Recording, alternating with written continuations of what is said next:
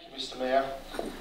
Could the leader explain why the Education Department is failing to provide input to the Planning Committee on the education impacts of very significant planning applications?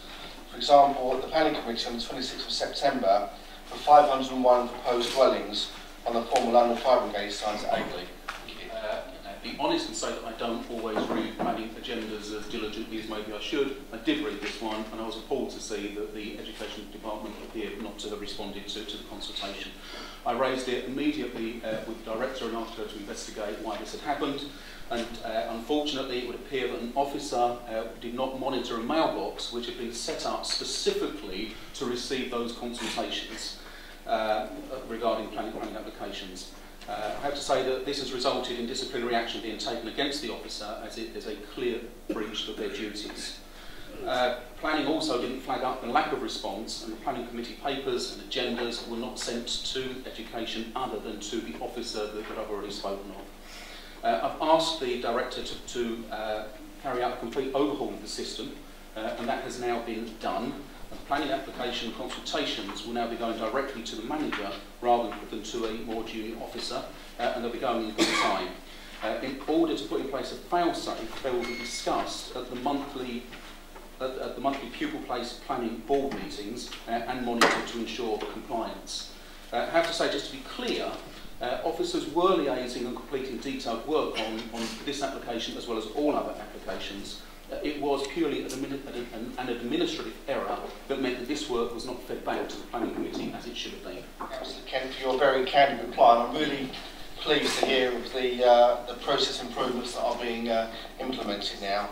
Just and hopefully that will deal with the issue going forward. But can I just ask on a more general basis, to maintain public confidence and ensure sound decision making in cases of this type where there is clearly important information missing that will have a bearing on the decision, should the Chair of Planning defer a decision until all information material to that decision is available to the committee?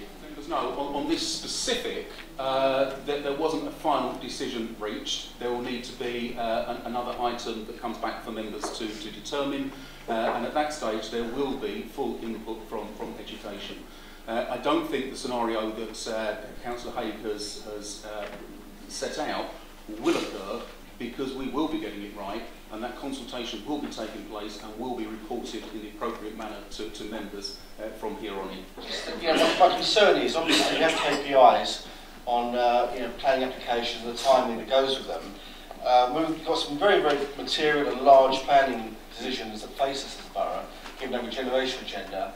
It just seems to me it would be good practice, really, to make sure that the Planning Committee, and the Chair in particular, is absolutely confident he's got all the information he needs before putting a decision through, rather than actually worrying about achieving KPIs on timing around applications. KPIs that we have set for us are met, and we deliver against them. Planning KPIs show us as one of the best performing authorities in the country.